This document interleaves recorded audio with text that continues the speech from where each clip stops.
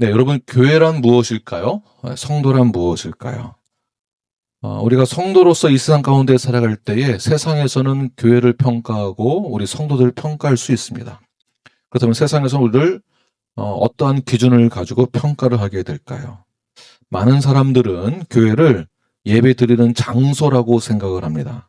그러나 오늘 본문에서는, 그리고 성경에서는 교회를 하나님이 세우신 살아있는 백성이라고 말을 하고 있습니다. 다시 말해서 교회는 예배드리는 장소가 아니고 우리가 교회라는 것입니다. 자, 그렇다면 하나님의 백성으로서 우리는 세상 속에서 어떻게 살아가야 하는지, 어떠한 정체성을 가지고 살아가야 하는지를 함께 나누어 보도록 하겠습니다. 첫 번째, 왕 같은 제사장으로 살라고 명령하고 있는데요. 9절 말씀을 함께 큰 목소리로 읽겠습니다. 시작. 그러나 너희는 택하신 족속이요 왕 같은 제사장들이요 거룩한 나라요 그의 소유가 된 백성이니 이는 너희를 어두운 데서 불러내어 그의 기이한 빛에 들어가게 하신 이의 아름다운 덕을 선포하게 하려 하심이라. 이 9절 말씀에 우리의 정체성이 다 담겨져 있습니다. 자, who we are. 그러니까 우리가 누구인가? 성도란 누구인가? 교회란 누구인가? 무엇인가? 우리 지난 말씀에 이어서 보게 된다면, 사람들은 예수님을 버렸습니다. 그래서 버린 돌이라고 불렀지만 하나님은 그 버린 돌을 다시 취하셔서 가장 중요한 모퉁이 돌로 세우셨다라고 말씀하고 있습니다. 그리고 이어서 오늘 본문 9절에서 말하는 것은 처음에 어떻게 시작하죠? 처음에 그러나 너희는 자, 무슨 말이냐면, 자, 우리도 세상에서 예수님을 버린 돌로 취급했던 것처럼 우리들도 세상에서 그렇게 볼 수 있다라는 것입니다. 그렇지만 그러나 너희는, 우리가 세상에서 조롱받기도 하고 핍박받는 것은 별로 없지만 성경에서는 베드로서 1장에 보게 되면 나그네라고도 말을 하고 있거든요. 나그네라고 말을 하고 있고, 또는 우리가 조롱받기도 하고, 또 본문에서 이해한다면 핍박을 받는 그러한 존재이기도 하지만 하나님은, 그러나 너희는, 하나님은 우리를 뭐라고 부르시는가? 뭐라고 부르신다고요? 택하신 족속, 택하신 백성이요 왕 같은 제사장이요 라고 부른다라는 거예요. 세상이 우리를 보는 시선들이 있습니다. 세상이 교회를 보는 시선이 어떠할까요? 좋은 점도 있지만 굉장히 비판적인 부분도 있습니다. 또 어떤 분들은 교회 다니는 사람들은 뭔가 부족한 사람들이 다니는 거, 돈 없고 찌질하고 불쌍하고 뭔가 문제 있고 뭔가 해결되지 않는 어떤 문제 때문에 도움이 필요한 사람들이 가는, 루저가 하는 곳이 교회다라는 그런 이미지가 있습니다. 그런데 하나님이 우리에게 붙여주신 정말 귀한 정체성이 무엇일까요? 하나님 우리를 부르시는 이름이 있다라는 것이에요. 그것이 우리의 정체성인데, 다시 한번 택하신 족속이요 왕 같은 제사장이라고 말하고 있습니다. 왕 같다라는 거예요. 하나님이 택하셨고, 옆 사람 보십시오. 네. 하나님이 택하셨고 왕 같은 제사장이자 한번 보시길 바랍니다. 우리의 정체성이 왕 같은 제사장, 하나님이 택하신 백성, 거룩한 나라, 네, 그의 소유된 백성, 네, 얼마나 좋습니까? 이것이 우리의 정체성입니다. 자, who we are, 무엇이죠? 택하신 족속이요 왕 같은 제사장이요 거룩한 나라요 그의 소유된 백성이다. 자, 택하신 족속, 지금 베드로가 지금 말하고 있는 건데, 택하신 족속이라는 것을 베드로가, 와, 대단하지 않습니까? 그러니까 우리의 존재와 우리의 정체성을 정의 내리는데 하나님 우리를 택하신 족속이라고, 왕 같은 제사장이라고. 근데 베드로를 보면 이 말을 혼자 창의적으로 생각해낸 것이 아니라 성령님이 지혜를 주셨기 때문에 이 말이 나온 거겠죠? 근데 이 말이 근거 없는 말을 아무 말 지어내서 한 것이 아니고 근거가 있는 말을 한 거예요. 이 근거가 어디 있느냐 하면 이사야서 43장 20절 말씀을 베드로가 그대로 인용한 것입니다. 자, 이사야서의 내용을 보게 되면 베드로가 이 구약을 인용하면서 그 속에 담겨 있는 이스라엘 백성들만이 갖고 있는 특권이거든요. 그러니까 이스라엘 백성들이 하나님에게 택함을 받은 사람들이잖아요. 그러니까 하나님이 my people이라고 말을 했을 때 누구를 말할까요? 이스라엘 백성을 말하는 거예요. 그런데 지금 베드로는 누구에게 이 말을 하고 있습니까? 이스라엘 백성들에게만 주어질 그 특권을 오늘날에는 믿는 우리들이지만 이 편지를 받는 사람들에게도 이스라엘 백성들과 동일하게 여기겠다는 것이죠. 그러니까 하나님이 택하신 그 이스라엘 백성들이 갖고 있는 특권을 오늘날의 우리들에게도 동일하게 부르신다는 것이에요. 이것이 우리의 정체성입니다. 자, 우리는 쭈구리가 아닙니다. 우리는 불쌍한 존재들이 아닙니다. 또 뭐가 있을까요? 네, 우리는 루저가 아니라 우리의 존재가 무엇입니까? 택하신 족속. 네, 왕 같은 제사장. 그러니까 우리의 존재 자체가 다른 것입니다. 그렇지. 네. 그래서 이스라엘 백성들에게만 주어질 그 특권이 오늘날 믿는 자들에게도 그대로 주어지는 정체성이 오늘 본문에서 등장하게 되는 것이죠. 그리고 나서 왕 같은 제사장, 거룩한 나라, 하나님의 소유, 이것은 출애굽기 9장에 있는 말씀을 그대로 인용한 것입니다. 하나님께서 시내 산에서 이스라엘에게 주신 언약이에요. 자,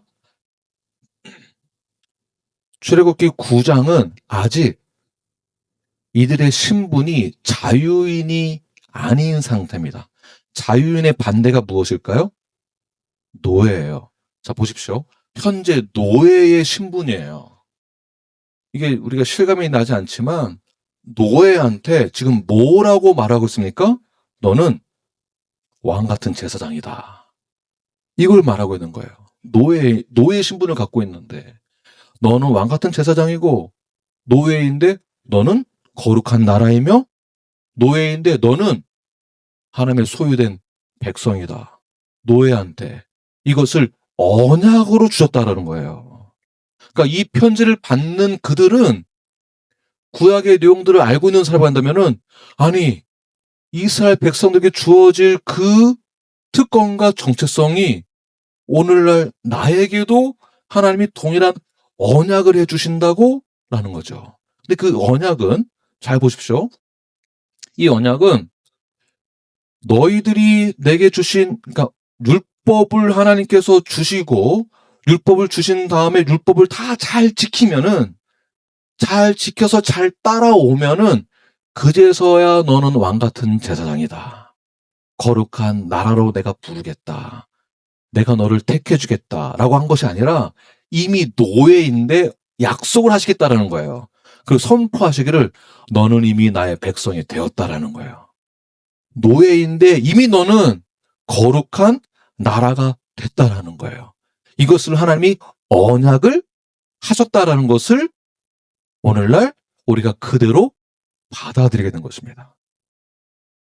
지금 무슨 뜻인지 이해가 되십니까? 죄의 삭은 사망이고 우리는 그 죄에서 벗어날 수 없는 존재입니다. 이미 죄인인 우리에게 하나님이 우리에게 언약을 하시기를 너는 죄인이지만 너는 보잘것없는 존재인 것 같지만 너는 여전히 찌질하지만 그러나 내가 너를 나의 백성으로 삼아주겠다. 너는 아직 죄인이지만 그러나 내가 너를 거룩한 나라로 부르겠다. 너는 왕 같은 제사장이다. 아멘이십니까? 네, 그래서 이 베드로가 이 언약의 언어를 신약의 교회들에게 오늘날 우리들에게 그대로 적용하는 것입니다. 다시 말해서 교회는 건물이 아니라는 것이죠. 어떤 종교 단체도 아니고요. 오늘날의 교회란 예수 그리스도의 피로 세워진 새 언약의 하나님의 백성이 교회가 된다는 것입니다. 언약 백성. 우리가 하나님의 언약 백성이라는 것입니다. 교회는 그렇다고 해서 이스라엘을 대체하는 그러한 공동체는 아닌 것입니다.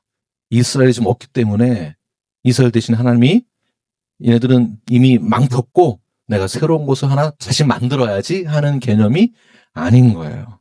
뭐냐 하면 예수 그리스도 안에서 하나님의 구속의 계획을 그대로 이어받는 새 언약인 거예요. 새 언약. 새 언약의 공동체. 다시 말해서 하나님이 이스라엘 백성들을 선택하셨지만 이제는 예수 그리스도만을 통해서 새로운 언약 백성으로 들어간다는 것입니다. 얘 대신에 얘는 망쳤으니까 새로운 것을 택하겠다라는 의미가 아닌 거예요. 그래서 새 포도주는 새 이렇게 연결되는 것입니다. 이제 이해가 되시죠? 다시 말해서 하나님은 그 시대마다 하나님이 백성들을 택하셔서 내가 원하는 자들로 바꾸는 것이 아니고요. 예수 그리스도를 통해서 하나님의 나라를, 언약 백성을 통해서 하나님의 나라를 세우신다라는 것이에요. 그래서 교회는 건물이 아니고 하나님의 언약 백성으로 세워지는 그 모임이 하나님의 완전한 교회가 되는 것입니다. 할렐루야. 네. 우리가 그 정도로 우리가 하나님께 인정을 받는 택함받은 족속인 것입니다. 그러므로 남편은 아내를 존경하고 맞습니다. 남편은 아내를 가볍게 여기시면 절대 안 됩니다. 네. 우리가 하나님의 선택하신 언약 백성이거든요. 그리고 아내는 남편을 높이고, 높이라는 말은 성경에 없지만, 네. 아내는 남편을, 네. 순종하고, 또 주라 부르고, 뭐 별거 다 나옵니다. 우리가 서로가 서로를 대할 때, 우리의 그 정체성에 맞게끔 높여줘야 하는 것입니다. 함부로 대하지 않고, 가볍게 여기지 않고. 왜냐하면 우리가 하나님의 백성이기 때문에, 언약 백성이기 때문에 그런 것이에요. 우리가 하나님의 언약 백성인 동시에 왕 같은 제사장이기 때문에 그렇습니다. 다시 한번 옆 사람 보시면서 여러분 부담 갖지 마시고, 당신은 거룩한 나라요 하나님의 백성이요 왕 같은 제사장입니다. 그런데 솔직히 내가 내 자신을 잘 알잖아요. 뭘 합니까 제가? 내가 왕 같은 제사장이라고 불릴 만한 자격이 되는가? 굉장히 부담되고 어렵습니다. 옆 사람을 봐도 그렇게 보이지도 않고 사실. 그런데 부담되면서도 좋기는 하지만 하나님이 왜 우리를 하나님의 백성으로 부르셨는가? 그러니까 왜 우리를 거룩한 나라라고 부르고 있는가? 왜 우리를 왕 같은 제사장이라고 부르고 있는가? 그게 더 중요한 것이에요. 왜 하나님 우리를 그렇게 부르고 있을까요? 9절 후반을 보게 되면 자, 이는 너희를 시작.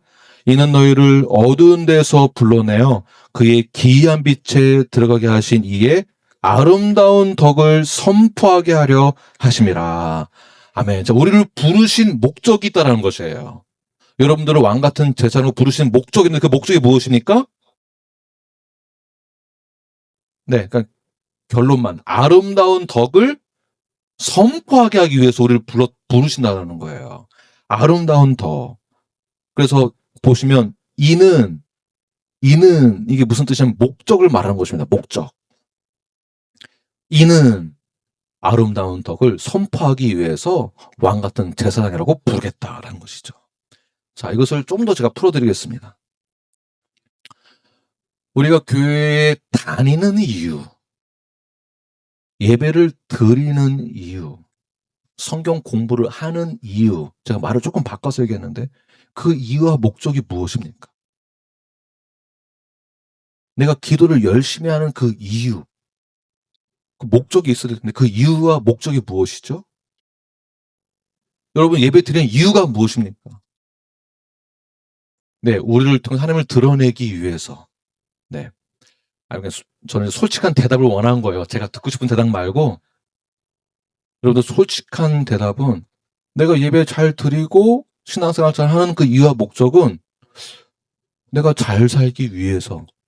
조금 더 성숙하신 분들은 내가 구원을 받기 위해서라는 대답을 할 것입니다. 구원받기 위해서. 그렇죠.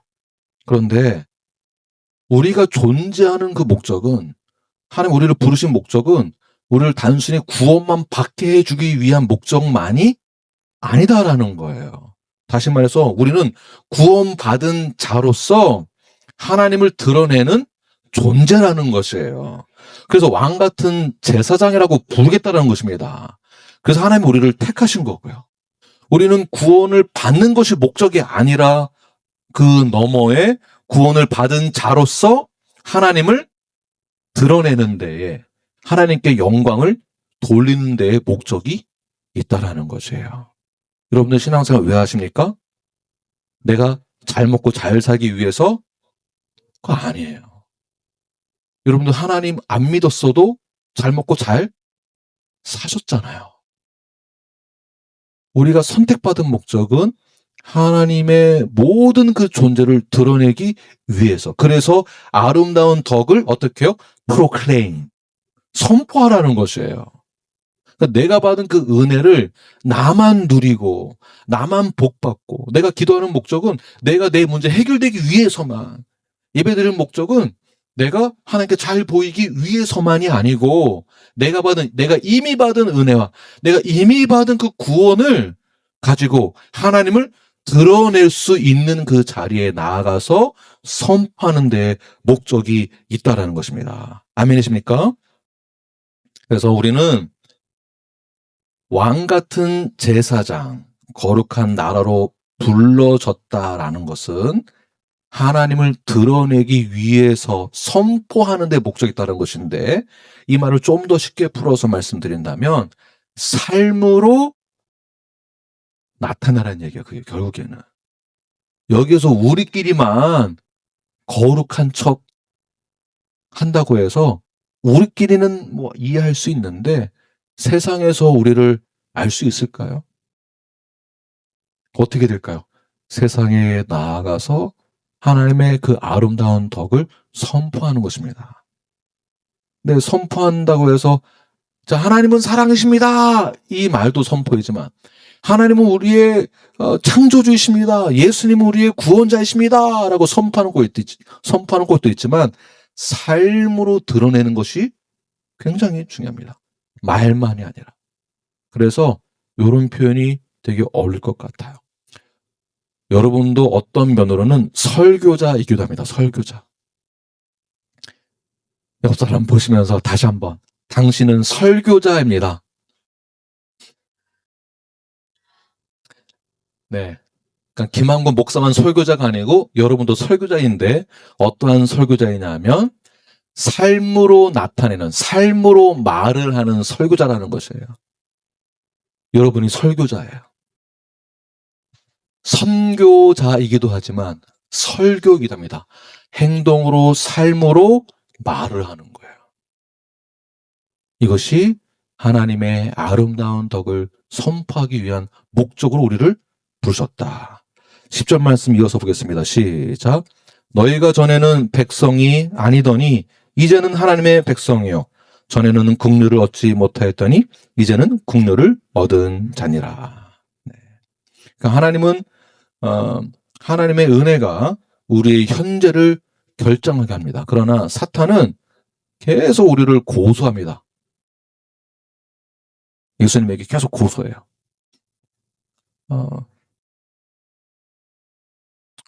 예수님, 우리 김병선 자매가 굉장히 열심히 하는 것 같죠? 그런데 삶으로는 전혀 아니에요. 라고 고소한다라는 거예요. 그 고소한 것을 내가 듣게 되면 지금 어떻게 되시죠? 마음이 위축되시죠? 거북스럽고. 그럼 나를 돌아보면 진짜 맞는 것 같기도 하고 계속 사탄은 우리의 정체성을 흐리게 만듭니다. 고소하기 때문에. 그러나 하나님은 예수님 우리를 어떻게 부르시고 있습니까? 전에는 너 내 백성 아니었는데 지금은 이미 내 백성이 되었어. 그러니 걱정하지 마라는 것이죠. 그러니까 하나님의 은혜가 우리의 현재를, 우리의 정체성을 결정한다라는 거예요. 이것이 하나님의 은혜입니다.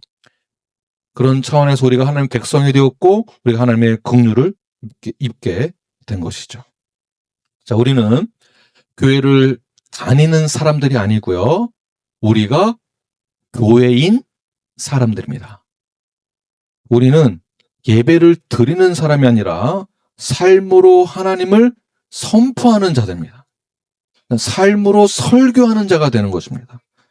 오늘도 하나님은 우리를 여러분의 각 가정으로 파송하시고 각 직장으로, 사회로, 세상으로 보내셨습니다. 보내시면서 그냥 보내지 않으시고 우리를 부르시기를 너는 내가 택한 백성이다. 너는 왕 같은 제사장이다. 거룩한 나라다. 라고 우리를 부르시고 계십니다. 이것이 우리의 정체성이고 하나님부터 선택받은 은혜와 긍휼을 입은 삶의 예배자로서 또한 삶의 설교자로서 살아내시는 저와 여러분이 되길 간절히 축원합니다. 두 번째는 우리가 하나님의 백성이 되었다면 이제 이 세상에서 어떻게 살아가야 되는가? 거룩한 삶으로 살라고 명령하고 있는데요. 11절, 12절 말씀 함께 읽겠습니다. 시작. 사랑하는 자들아, 거류민과 나그네 같은 너희를 권하노니 영혼을 거슬러 싸우는 육체의 정욕을 제어하라. 너희가 이방인 중에서 행실을 선하게 가져 너희를 악행한다고 비방하는 자들로 하여금 너희 선한 일을 보고 오시는 날에 하나님께 영광을 돌리게 하려 함이라. 아멘. 하나님의 백성은 세상에 속한 사람이 아니라 하나님의 나라의 시민이죠. 그래서 우리가 첫 번째 배웠던 것은 성도의 정체성에 배웠다고 한다면 이제는 성도의 삶이 무엇인가. 그러니까 정체성이 우리에게 주어졌다면 나의 삶도 바뀌어야 된다라는 것입니다. 그래서 나의 삶 어떻게 바뀌는 것이냐면 11절 후반절 두 단어가 나오는데요. 사랑하는 자들아, 거류민과 나그네 같은 너희를 권한다. 거류민과 나그네. 이게 베드로전서 1장 1절의 말씀과도 연결되는 것인데 다시 말해서 우리가 있어야 될 곳은 여기가 아니라 천국이고 잠시 우리가 여기를 거쳐가는 나그네와 같다. 거류민과 같다라는 것입니다. 다시 말해서 베드로가 이 편지를 쓸 때에 이 편지를 받는 성도들은 당신의 집은 여기가 아닙니다. 로마가 아니에요. 당신의 집은 하늘입니다. 역사적으로 보게 되면 이 편지를 받는 그 도시가 본도와 갈라디아와 갑바도기아와 아시아와 비두니아, 소아시아 지역, 오늘날의 툴키의 지역입니다. 그 지역에 살고 있는 사람들에게 로마 시민권이 없는 평범한 사람들이었고요. 사회적으로도 정치적으로도 어떠한 영향력이 없는 자들이었습니다. 그러니까 사회에서 세상에서 이들을 보았을 때는 영향력이 없는 사람들이었기 때문에 우습게 보는 것이죠. 가볍게 여기고 약자라고 보고 루저라고 보았던 것입니다. 더 큰 문제는 그 당시에 그리스도인들이 당하는 오해가 많았는데 로마 사회에서 끊임없는 그러한 오해를 하게 되면서 핍박을 하게 됩니다. 그것이 뭐냐 하면 당시 로마 제국에서는 황제를 뭐라고 불렀을까요? 신, 롤드라고 불렀습니다. 그러니까 황제 숭배 의식이 있었습니다. 이 황제 숭배를 통해서 정치적으로 모든 그 사회를 통합하는 데 그런 수단을 황제 숭배로 삼게 된 것이죠. 그래서 많은 이 로마의 지배를 받고 있는 지역에서는 황제의 신전을 세워놓고서 향을 피우면서 뭐라고 부를까요? My Lord라고. 누가? 황제가. 이때가 바로 이제 가이사 황제입니다. 그렇게 고백을 해야만 합니다. 그런데 예수를 믿는 자들, 그리스도인들은 뭐라고 부를까요? 황제 숭배를 안 하죠. 황제가 이 가이사가 나의 롤드가 아니라 누가 나의 롤드다? Jesus is my Lord. 오직 예수님만이 나의 주라고 고백했다는 것입니다. 그러니까 황제 숭배 그 의식에 참여하지 않고 예수님만이 나의 주라고 고백하니까 주변에서 어떻게 대했을까요? 뭐라고 불렀을까요? 법을 지키지 않는 사람들이 되는 것이에요. 법을 지키지 않고 정부와 이 사회를 이렇게 규탄하는 그러한 존재들로 낙인 찍히게 되는 것이죠. 그리고 그리스도인들은 우상 숭배, 황제 숭배 말고 우상 숭배나 우상 의식에 참여하지 않았습니다. 그러니까 이교도 신전에 가서 그 예배 의식에 참여하지 않고 그리고 음란한 문화도 거절합니다. 결국 주변 사람들로부터 또 손깍질 당하게 되는 거예요. 사회 질서를 무너뜨리고 전통을 무시하고 국가를 위협하는 존재들이 누굽니까? 크리스찬들. 그러니까 그들의 입장에서 크리스찬을 봤을 때는 나쁜 놈들인 거예요. 위협적인 존재인 거예요. 얼마나 비난을 심하게 했겠습니까? 그래서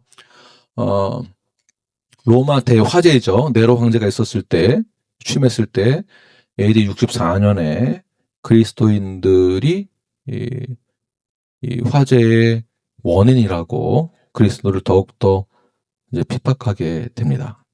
그때 그런 상황 가운데에서 베드로가 그 상황을 겪고 있는 성도들에게 뭐라고 말하고 있습니까? 요 내용이에요. 이 배경이 있습니다.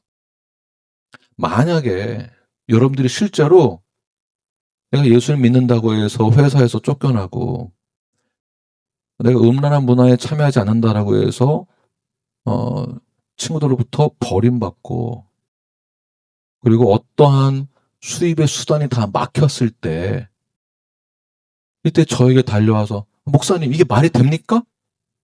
제가 이러한 불공정한 대우를 받고 있는데 어떻게 될까요? 그럼 저도 열받아가지고 그거 어디 회사예요? 내가 가서 그냥 가만두지 않겠네 내가 아주 그냥 이렇게 말할 수도 있을 것 같은데 얘들은 이런 상황 가운데 지금 뭐라고 말하고 있습니까? 너의 행실을 선하게 하래요. 아니, 저 같으면은 화가 나서 막 우겨서라도 내 권리를 찾기 위해서 손을 들고 항의하고 편지 쓰고 막 할 텐데 베드로가 권면하는 것은 너의 행실을 선하게 하라. 세상을 이기는 방법은 칼을 드러내는 것이 아니라 너의 거룩한 삶으로 드러내는 것이 세상을 이기는 방법이다.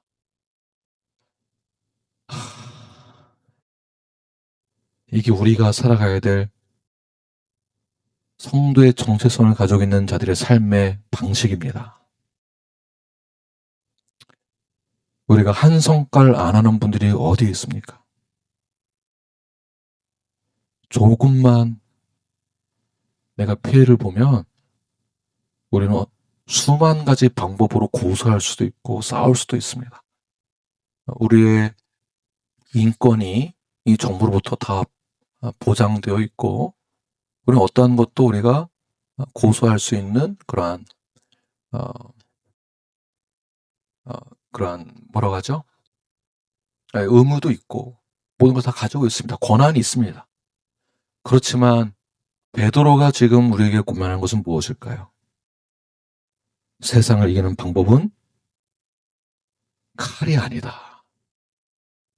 분냄과 고소가 아니다. 뭘로 싸우라는 거예요? 거룩한 삶으로 싸워라.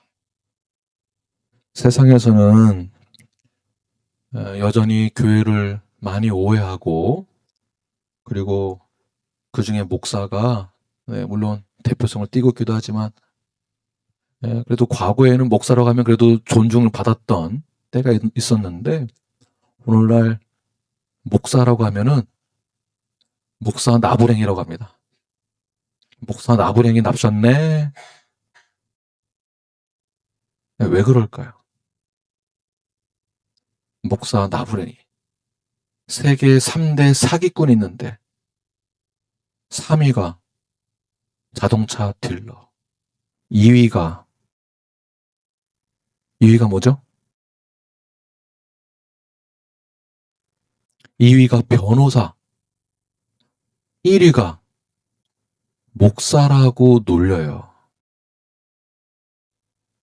우스갯소리를 한다는 얘기가. 그러니까 세상에서는 교회를 오해하고 목사도 그런 오해를 많이 받습니다. 그때 우리는 어떻게 해야 될까요? 사람들은 교회를 위선적인 단체로 갑니다. 세상에서는 크리스찬들을 믿지 않습니다. 위선적이기 때문에. 세상에서는 교회를 믿지 않습니다. 정치적인 집단이라고 생각하기 때문에. 이러한 논쟁을 우리가 끊임없이 해서 우리의 권리를 찾기 위하여서 오해를 풀기 위해서 수단과 방법을 가리지 않고 무엇인가를 할 수 있기는 하지만 그러나 가장 좋은 방법은 무엇일까요? 우리의 거룩한 삶으로 증명해내는 것입니다. 이것은 오늘 본문에서 성경에서 우리에게 말씀하고 있는 것입니다. 그러니까 왜 우리는 이러한 오해를 받고 우리는 왜 이러한 질타를 받고 있는 것일까요? 크리스찬들이 사업을 할 때 정직하게 사업을 하지 않으니까 그것을 보고 있는 세상 사람들은 너 같은 사람이 교회를 다니고 예수 믿는다면 나는 너가 다니는 교회, 나는 너가 믿는 신 절대 믿지 않겠다라고 하는 거죠. 그래도 우리는 어떻게 살아가야 될까요? 어떻게 사업을 해야 될까요? 정직하게 사업을 하는 것이 거룩한 것입니다. 거룩하게 살라고 해서 성경책만 붙들고 살란 얘기가 아닙니다. 여러분 직장생활 하실 때 회사에서 사장이나 위에 직급 높으신 분들로부터 신뢰를 받는 그러한 정직한 직원이 되시기를 바랍니다. 신뢰를 받으십시오. 쟤는 교회 다닌다고 하고 장로라고 하더니 제일 못 믿겠어, 쟤는. 이런 말을 들어서는 안 되는 것입니다. 사랑과 섬김이 있는 공동체가 되어야 하고 우리가 거룩한 모습을 드러내고 나타냈을 때에 그때에 우리는 그들에게 선한 영향력을 끼칠 수 있게 되는 것입니다. 이런 삶을 통해서 우리 이런 거룩한 삶을 통해서 사람들은 우리를 보는 게 아니고 우리를 통해서 누구를 보게 될까요? 그렇죠. 예수를 보게 되고 하나님을 보게 되는 거예요. 그래서 우리를 뭐라고 부른다는 것이겠습니까? 넌 내가 택한 백성이고 왕 같은 제사장이요. 거룩한 나라라고 부르는 것이에요. 이해가 되시죠? 아멘이십니까? 11조 후반을 보게 되면 육체의 정욕을 시작. 육체의 정욕을 제어하라. 이는 영혼을 거슬러 싸우는 것이라. 네. 그러니까 우리가 이러한 거룩한 삶을 살기 위해서 어떻게 하라는 것인가요? 싸우라는 거예요. 싸워라. 그래서 싸운다라는 이 원어의 뜻이 무엇이냐면 군대가 전쟁을 치르기 위해서 싸우는 그 모습을 말한 것입니다. 그러니까 이 거룩한 싸움은 영적인 전쟁과도 같다라는 것이에요. 그러니까 이 죄는 단순한 그 유혹으로 끝나는 것이 아니고요. 이 죄가 우리에게 틈타기 시작하면 우리의 영혼이 다 점령당하기 때문에 사탄은 우리를 한순간에 무너뜨리기도 하지만 조금씩 타협하게 만들고 조금씩 죄를 합리화시키고 조금씩 그 양심을 무뎌지게 하면서 넘어뜨리거든요. 그래서 죄를 어떠한 죄든지 그 죄를 가볍게 여겨서는 안 된다라는 것입니다. 죄는 우리의 기쁨을 빼앗아가기도 하고 우리의 기도를 막기도 하고 죄는 특별히 더욱더 하나님과의 교제를 무너뜨리는 것입니다. 그래서 이것을 영적인 전쟁이라고 말하는 거죠. 싸워라. 싸워야 된다. 우리에게 음란과 탐욕과 교만과 비교의식과 게으름과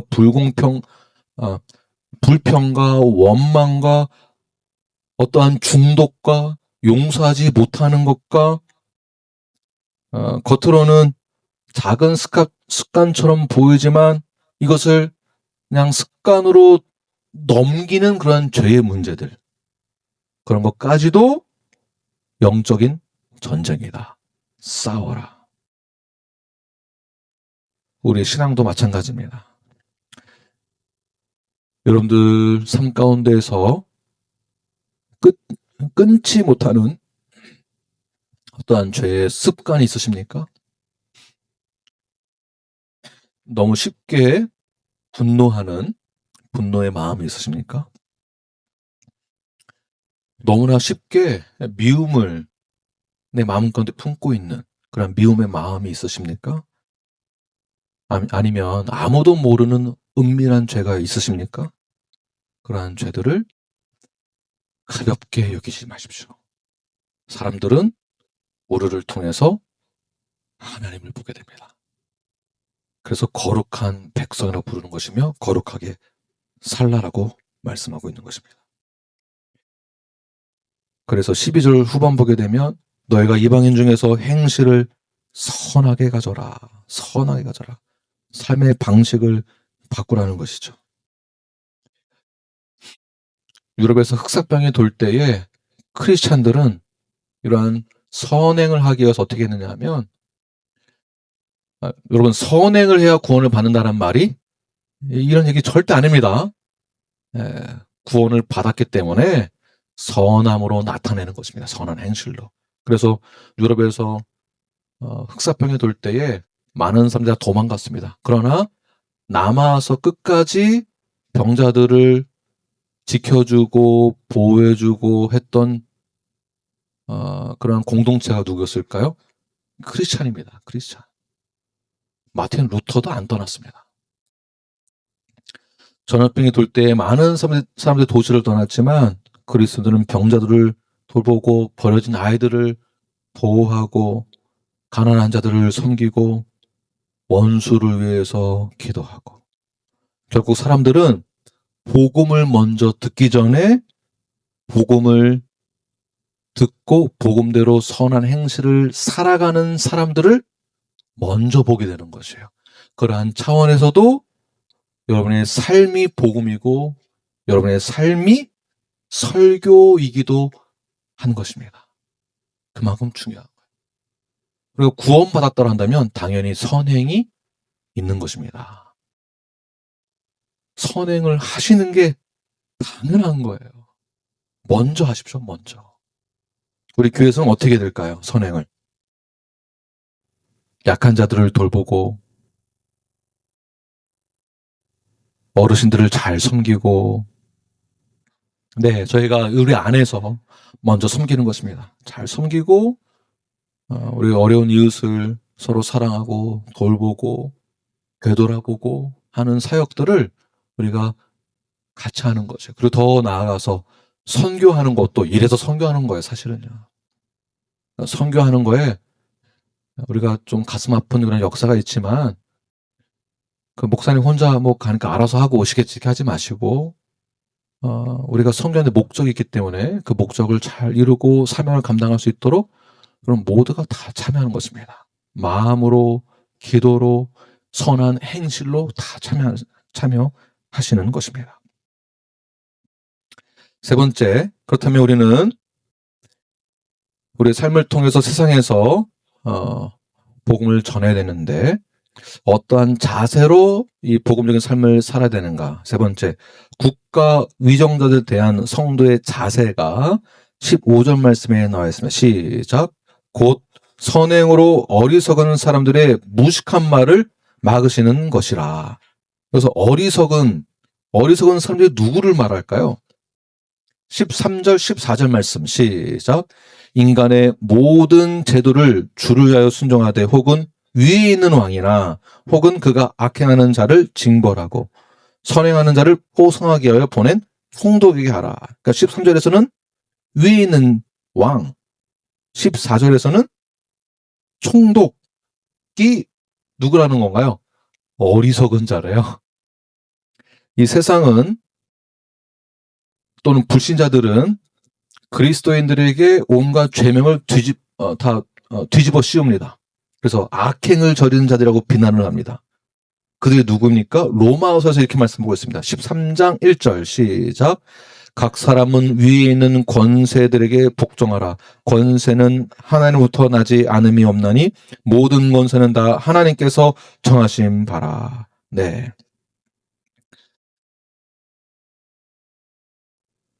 모든 권세는 어디서부터 온다는 얘기일까요?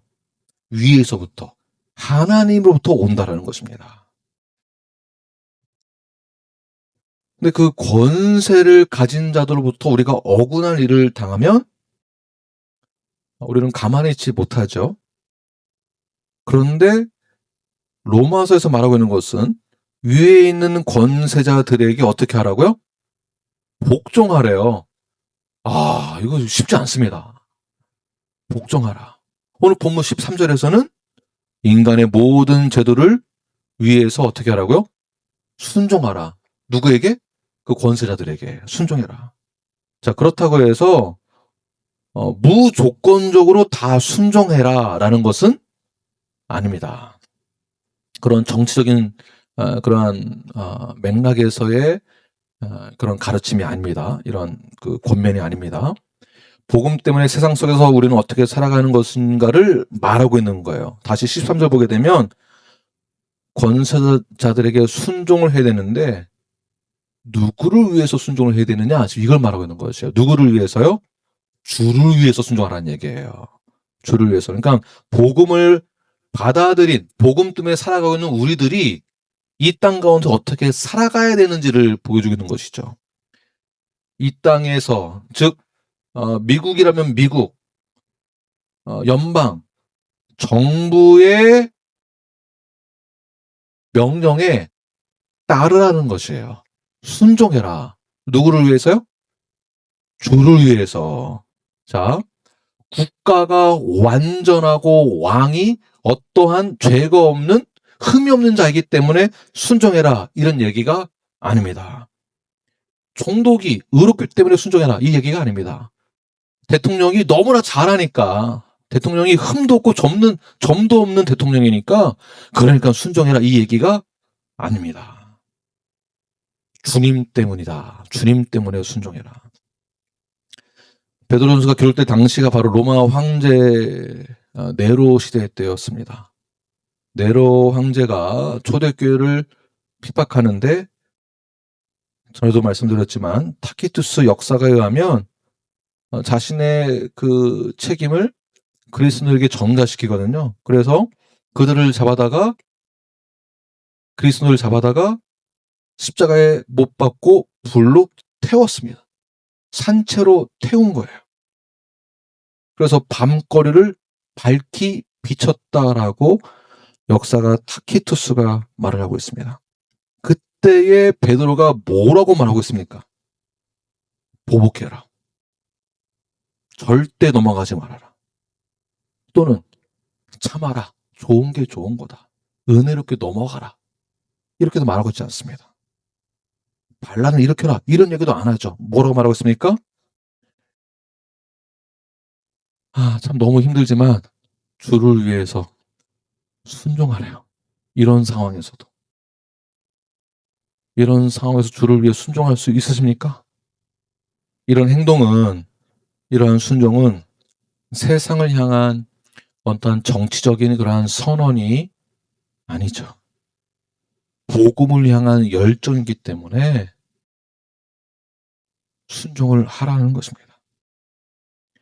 하나님은 모든 통치자가 다 선하기 때문에 순종해야 된다고 말하고 있는 것은 절대 아닙니다. 그러나 하나님은 사회의 질서와 공공적인 그런 선을 위해서 그 권세를 그들에게 허락을 했기 때문에 그렇다고 해서 그리스도인은 그 권세를 숭배하지도 않고 무조건 반항한 것도 아닙니다.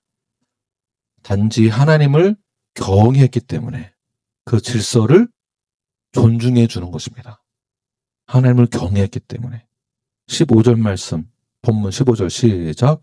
곧 선행으로 어리석은 사람들의 무식한 말을 막으시는 것이라. 뭘로 막으라고요? 선행으로 막으라는 것이에요. 이제 막다라는 이 원어의 뜻이 무엇이냐면 짐승의 입에 재갈을 물리는 거예요. 아무것도 못하게.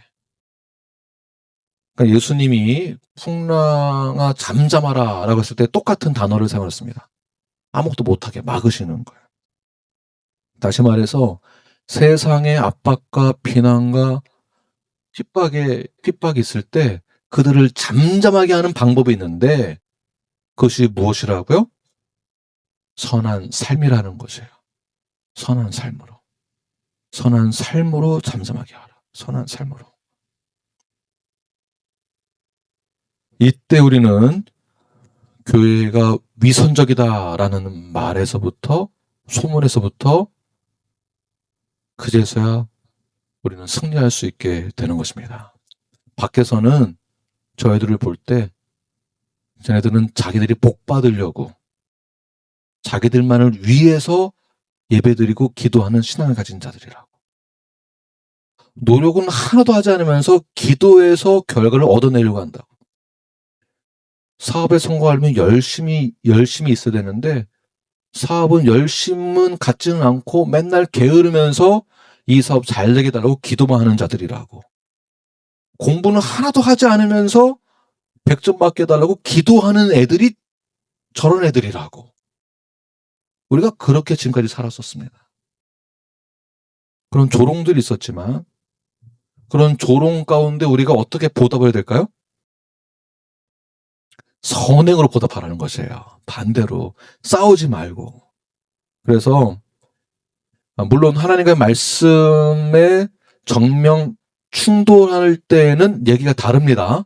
다른 거지만 그러나 사도행전 5장 29절의 내용을 보게 되면 사람보다 하나님께 순종하는 것이 마땅하다라고 말하고 있기 때문에 하나님의 말씀과 정면 충돌할 때에는 당연히 하나님의 말씀에 순종해야 하는 것입니다. 그러나 평소에 우리가 이 땅을 살아갈 때에는 우리는 세상 속에서도 신뢰를 받는 천국 시민으로 살아가야 한다라는 것입니다. 그래서 우리가 세상의 법을 존중하면서 이 땅 가운데서 살아가는 것입니다. 질서를 잘 지키십시오. 정직하게 살아가십시오.